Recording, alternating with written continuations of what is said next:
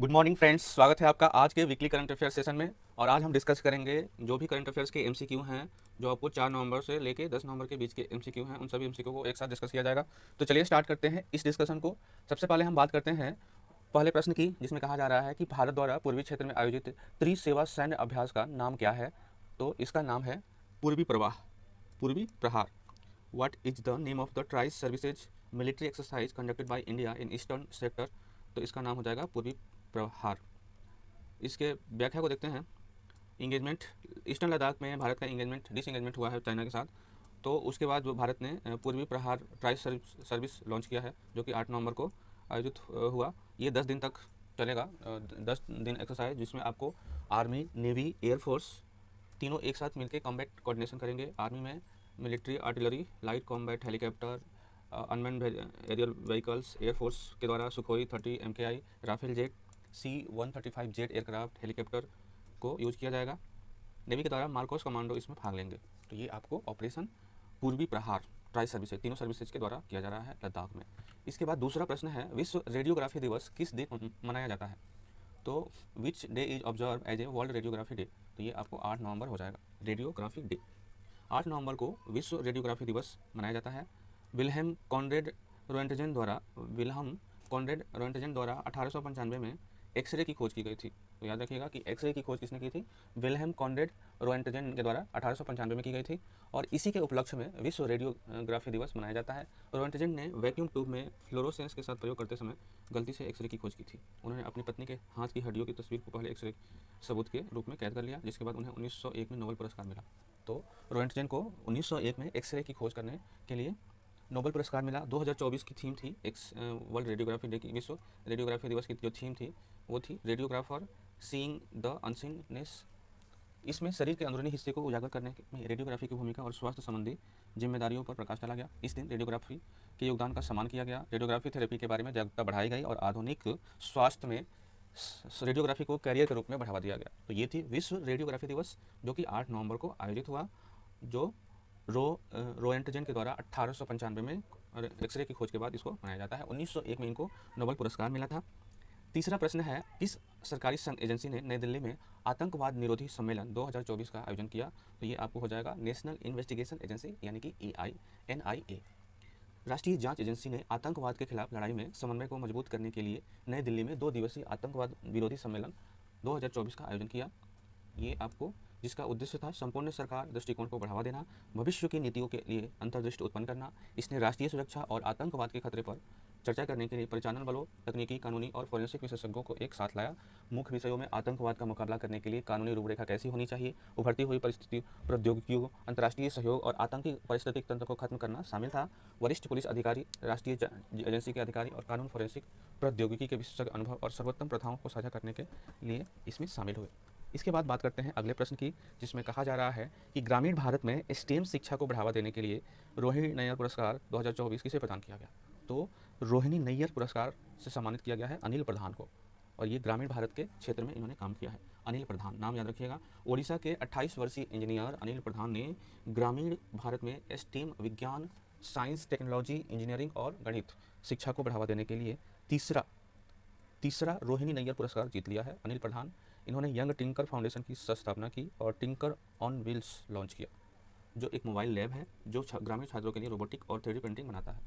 उनके काम ने ओडिशा, तेलंगाना और तमिलनाडु के लगभग 2.5 लाख से अधिक छात्रों को प्रभावित किया। ग्रामीण विकास में योगदान के लिए दिए जाने वाले रोहिणी नैयर पुरस्कार में 10 लाख रुपये और एक प्रशस्ति पत्र ट्रॉफी के साथ दिया जाता है। यह नैयर फाउंडेशन द्वारा 40 वर्ष से कम आयु के व्यक्तियों को प्रतिवर्ष दिया जाता है।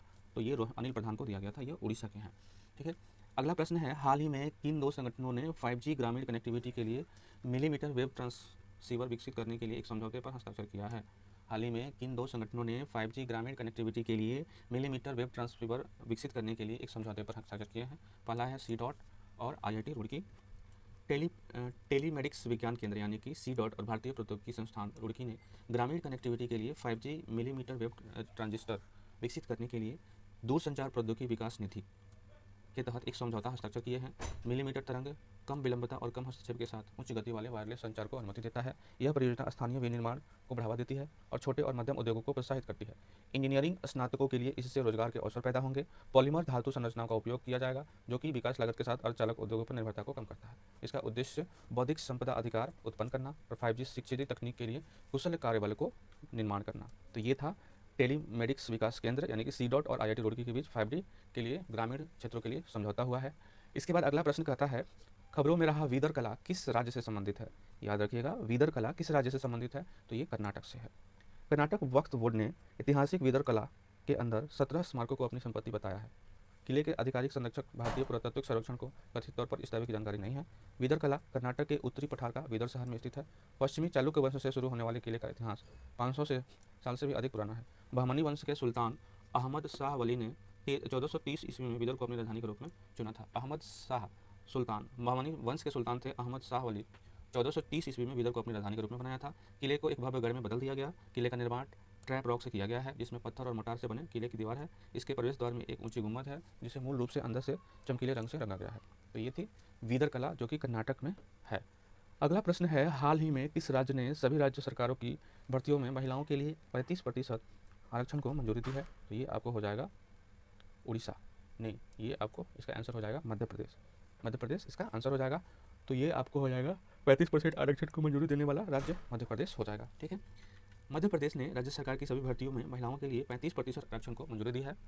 यह निर्णय मुख्यमंत्री और उप मुख्यमंत्री के नेतृत्व में लिया गया। मेडिकल कॉलेजों में सहायक प्रोफेसरों की भर्ती की आयु बढ़ा दी गई है। इन पहलों का उद्देश्य महिलाओं को सशक्त रोजगार को बढ़ावा देना। अगला प्रश्न है, चौथे एलर्जी हॉर्स पोलो कप 2024 का उद्घाटन कहाँ किया गया? चौथे एलर्जी हॉर्स पोलो कप का उद्घाटन लद्दाख में किया गया। याद रखिएगा, चौथे एलर्जी हॉर्स पोलो कप का उद्घाटन 2024 का उद्घाटन लद्दाख के उपराज्यपाल ब्रिगेडियर BD मिश्रा ने लद्दाख के गोसरन दौस में हॉर्स पोलो ग्राउंड में किया। इस कार्यक्रम में 6.84 करोड़ रुपए की लागत से बने लद्दाख के पहले पोलो स्टेडियम का भी उद्घाटन किया गया। यह लद्दाख की पोलो विरासत को संरक्षित करने, स्थानीय प्रतिभा और पर्यटन के लिए खेल बुनियादी ढांचे को बढ़ावा देने में अपनी भूमिका निभाएगा। इसके बाद हम बात करते हैं अगले प्रश्न की, जिसमें कहा जा रहा है ओकिनाविसियस टेकड़ी, जिसे समाचारों में देखा गया, किस प्रजाति से संबंधित है? तो ये मकड़ी की प्रजाति है। पुणे के वानर हिल में एक नई जंपिंग स्पाइडर प्रजाति पाई गई है, जिसका नाम है ओकिनाविसियस टेकड़ी, जिसने इस क्षेत्र की जैव विविधता पर जोर दिया। टेकड़ी नाम मराठी शब्द से आया है। इस खोज के साथ भारत में जंपिंग स्पाइडर प्रजातियों की कुल संख्या 326 हो गई है। इस मकड़ी का वर्णन सबसे पहले MIT वर्ल्ड पीस यूनिवर्सिटी के MC छात्र अर्थार्व कुलकर्णी ने किया था। पुणे में आखिरी बार 30 साल पहले एक नई मकड़ी की प्रजाति की खोज की गई थी। मकड़ी खंडित शरीर, 8 पैर, एक कठोर बाह्यकाल वाली आर्थ्रोपोड होती है। वे अपने शिकार को फंसाने के लिए जाल बुनती है। अगला प्रश्न है, एग्रीवोल्टेक खेती क्या है, जिसे अंतर्राष्ट्रीय सौर गठबंधन बाजार में उजागर किया गया? कृषि और ऊर्जा, सौर ऊर्जा उत्पादन के लिए भूमि का एक साथ उपयोग जो है वो आपको एग्रीवोल्टिक फार्मिंग कहा जाता है। ठीक है, याद रखिएगा। नई दिल्ली में अंतर्राष्ट्रीय सौर गठबंधन के 7वें सत्र में संधारणीय ऊर्जा और कृषि वोल्टाइक खेती पर ध्यान केंद्रित किया गया। कृषि वोल्टाइक खेती में कृषि और ऊर्जा उत्पादन दोनों के लिए भूमि का उपयोग करना शामिल है, जिसमें सौर पैनलों के नीचे फसलें उगाई जाती है। यह भूमि की दक्षता को अधिकतम करता है, फसलों को छाया प्रदान करता है, गर्मी के तनाव को कम करता है और जलवायु लचीलेपन का समर्थन करता है। यह अभ्यास अक्षय ऊर्जा उत्पादन को बढ़ावा देता है, खाद्य सुरक्षा में योगदान देता है और फसलों और सौर ऊर्जा में के माध्यम से आय में विविधता लाकर आर्थिक लाभ प्रदान करता है। अगला प्रश्न है, किस मंत्रालय ने नई दिल्ली में डिजिटल जीवन प्रमाण पत्र अभियान 3.0 का शुभारंभ किया है? तो ये आपको कार्मिक लोक शिकायत और पेंशन मंत्रालय के द्वारा डिजिटल जीवन प्रमाण पत्र अभियान, digital life certificate campaign 3.0 launch किया गया है। कार्मिक लोक शिकायत और पेंशन राज्य मंत्री जितेंद्र सिंह ने नई दिल्ली में डिजिटल जीवन प्रमाण पत्र अभियान 3.0 का शुभारंभ किया। पेंशन और पेंशनभोगी कल्याण विभाग द्वारा चलाया जा रहा यह अभियान इस महीने की 30 तारीख तक 800 शहरों और जिलों में चलाया जाएगा।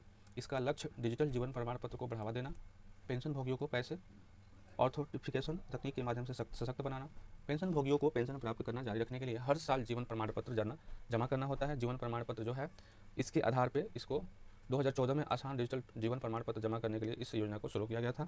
Bank, India post payment bank pension संगठनों के साथ सहयोग सुनिश्चित करता है और जागरूकता दूर दराज के क्षेत्रों तक पहुंचाता है। तो ये थी डिजिटल प्रमाण पत्र के बारे में। इसके बाद हम बात करते हैं, तनुश्री पांडे ने चीन के जिनसांग में विश्व सॉफ्ट टेनिस चैंपियनशिप में कौन सा पदक जीता है? तो ये आपको सिल्वर पदक इन्होंने जीता है। भारत की तनुश्री पांडे ने चीन के जिनसांग में आयोजित विश्व सॉफ्ट टेनिस चैंपियनशिप में रजत पदक जीता है। वह अंडर 21 महिला एकल फाइनल में चीनी ताइपे की चियांग मिन यू से 3-4 के स्कोर से हार गई।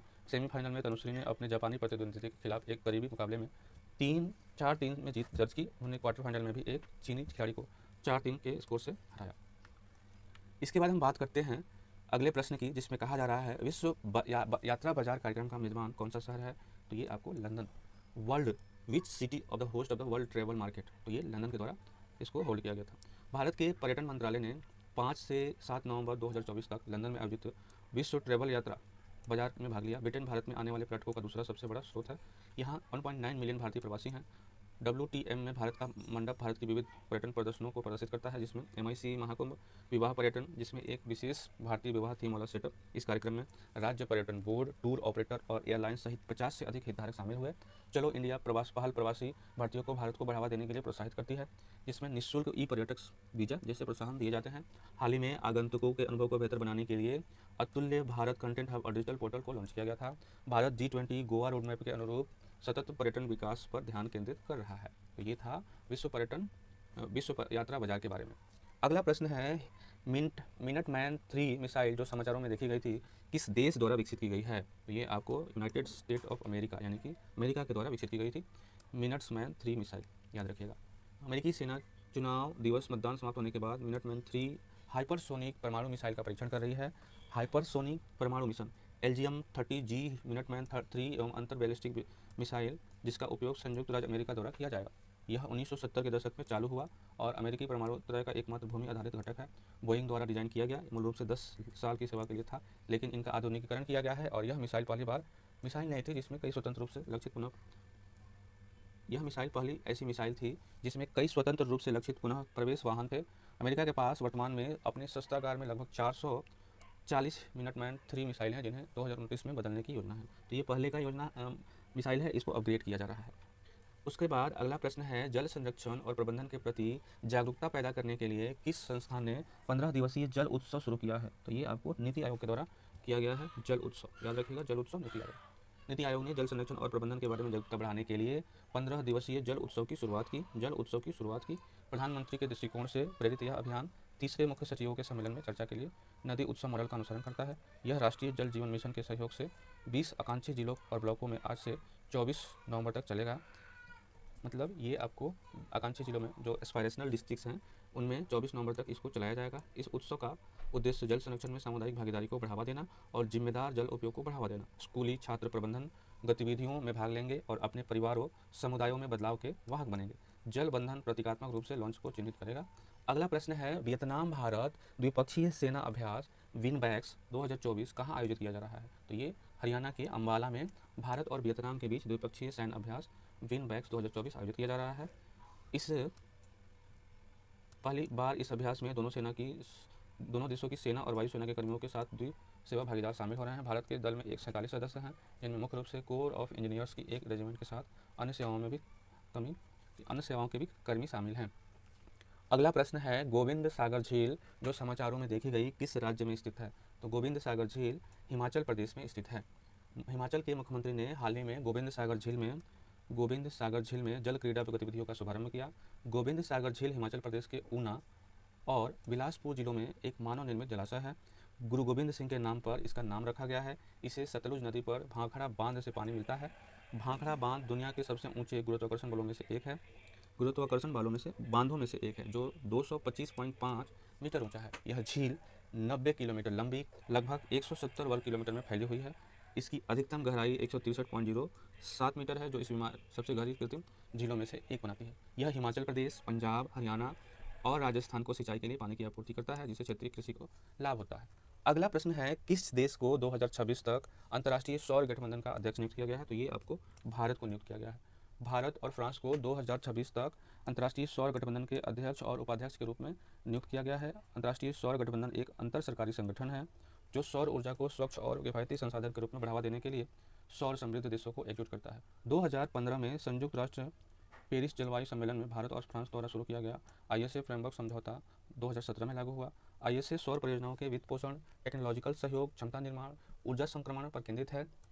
टूवर्ड्स 1000 रणनीति का लक्ष्य 2030 तक सौर निवेश में 1000 बिलियन अमेरिकी डॉलर जुटाना है। इसका सचिवालय जो है हरियाणा के गुरुग्राम में स्थित है। अगला प्रश्न है किस भारतीय टेबल टेनिस खिलाड़ी ने WTA फीडर कारागास कराकस 2024 में पुरुष एकल का खिताब जीत लिया है। तो ये आपको हरमीत देसाई ने टेबल टेनिस खिलाड़ी WTT फीडर कराकस 2024 में पुरुष एकल का खिताब हरमीत देसाई ने जीत लिया है। भारत के हरमीत देसाई ने वेनेजुएला में 2024 विश्व table tennis feeder Caracas tournament में पुरुष एकल का और मिश्रित युगल दोनों खिताब एक साथ जीत लिया है। इसके बाद अगला प्रश्न है, हाल ही में खबरों में रहा कालका शिमला रेलवे किन दो राज्यों को जोड़ता है? तो पहले तो ये आपको हो जाएगा हरियाणा और हिमाचल प्रदेश। हिमाचल प्रदेश के मुख्यमंत्री ने केंद्र सरकार से कालका शिमला रेलवे पर ग्रीन हाइड्रोजन ट्रेन चलाने पर विचार करने का आग्रह किया है। KSR कालका हरियाणा से हिमाचल तक नैरो गेज रेलवे है। इसे 1898 में शिमला, जो उस समय ब्रिटिश ग्रीष्मकालीन राजधानी थी, 1898 की बात हो रही है, को भारतीय रेल नेटवर्क से जोड़ने के लिए बनाया गया था। 1903 में 96 किलोमीटर की लाइन को टॉय ट्रेन के रूप में शामिल किया गया और इसमें 18 स्टेशन, 102 सुरंग, 850 से ज़्यादा पुल शामिल है। यह लाइन 655 मीटर से 2076 मीटर की ऊंचाई पर चढ़ती है, जो कनोह मल्टी आर्क ब्रिज और बुरांग सुरंग के साथ इंजीनियरिंग का प्रदर्शन करती है। 2008 में यूनेस्को विश्व धरोहर स्थल नामित यह अपनी खड़ी चटाई के लिए गिनीज वर्ल्ड रिकॉर्ड में दर्ज है। तो कालका शिमला रेलवे जो है वो गिनीज वर्ल्ड में भी है और ये इसको आपको यूनेस्को के विश्व धरोहर सूची में भी शामिल किया गया है। अगला प्रश्न है, अंतर्राष्ट्रीय सौर गठबंधन का 7वां सत्र, तो ये आपको नई दिल्ली में आयोजित हुआ। अंतर्राष्ट्रीय सौर गठबंधन का 7वां सत्र नई दिल्ली में आयोजित हुआ। अगला प्रश्न है, डूको बोको किस देश का राष्ट्रपति चुना गया है? तो ये आपको बोत्सवाना के राष्ट्रपति चुने गए हैं, डूमा बोको, इनका नाम है डूमा बोको, याद रखिएगा। मुख्य न्यायाधीश टेरेंस रानो वने ने अम्ब्रेला फॉर डेमोक्रेटिक चेंज के डूमा बोको को बोत्सवाना का 6ठा राष्ट्रपति घोषित किया। तो ये डेमोक्रेटिक चेंज पार्टी के कैंडिडेट हैं। अगला प्रश्न है, खबरों में रहा कछुआ वन्य अभयारण्य किस उत्तर प्रदेश के किस जिले में स्थित है? तो कछुआ वन्य अभयारण्य वाराणसी में स्थित है। वाराणसी में राष्ट्रीय हरित न्यायाधिकरण ने उत्तर प्रदेश के 3 जिलाधिकारियों और राज्य के प्रदूषण नियंत्रण बोर्ड की कछुआ वन्य अभयारण्य में खनन की लापरवाही से मंजूरी देने के लिए आलोचना की है। यह उत्तर प्रदेश के वाराणसी में स्थित है। यह भारत का पहला मीठे पानी का कछुआ अभयारण्य है जो गंगा नदी के 7 किलोमीटर के क्षेत्र में फैला हुआ है। इस अभयारण्य का निर्माण कछुआ की रक्षा के लिए किया गया था, जिन्हें गंगा कार्य योजना के तहत गंगा के अजले मानव अवशेषों को प्राकृतिक रूप से विघटित करने में मदद करने के लिए छोड़ा गया था। सारनाथ में कछुओं के बच्चे पैदा किए जाते हैं, जहाँ हर साल चंबल और यमुना नदियों में 2000 अंडे लाए जाते हैं। इस अभयारण्य में गंगा के डॉल्फिन, विभिन्न कछुए, रोहू, टेंगरा जैसी मछलियाँ पाई जाती हैं। अगला प्रश्न है, हाल ही में खबरों में आया एल्स्टोनिया स्कोलरिस क्या है? तो ये आपको उष्णकटिबंधीय पेड़ है, एल्स्टोनिया एकोलारिस, तो ये उष्णकटिबंधीय पेड़ है। चक्रवात दाना ने कोलकाता में भारी बारिश ली, जिससे छतीम के पेड़ यानी कि एल्स्टोनिया स्कोलरिस अपने तेज महक वाले फूलों को गिरा दिए, जिससे एलर्जी और अस्थमा के रोगियों को राहत मिली। यह डॉगमैन परिवार का एक उष्णकटिबंधीय पेड़ है।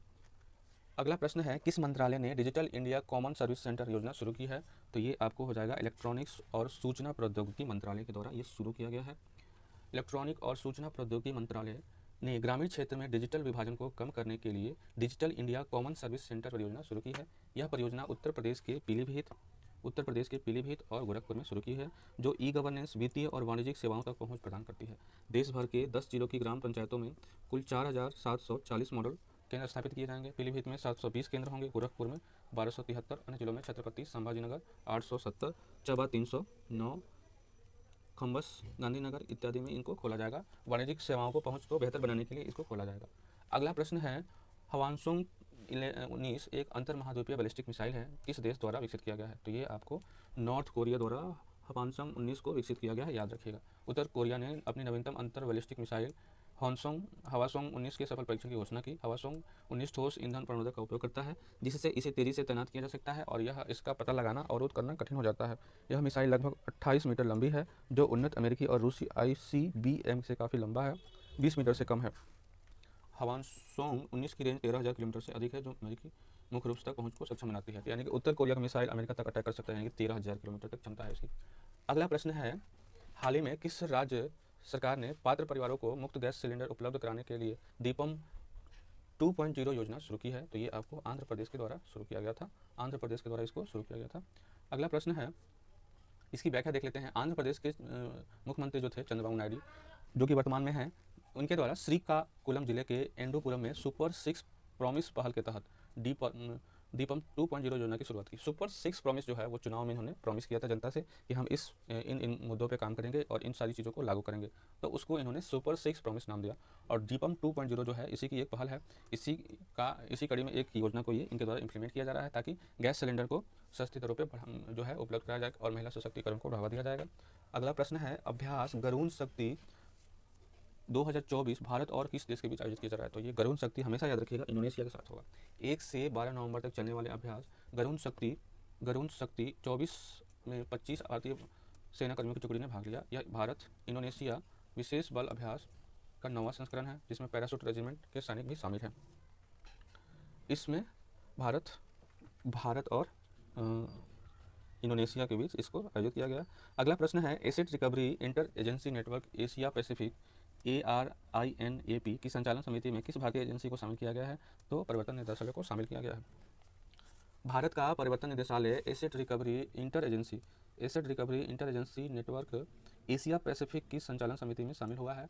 ARINAP एशिया प्रशांत क्षेत्र में आपराधिक आय को ट्रैक करने और पुनः प्राप्त करने पर केंद्रित एक प्रमुख नेटवर्क है।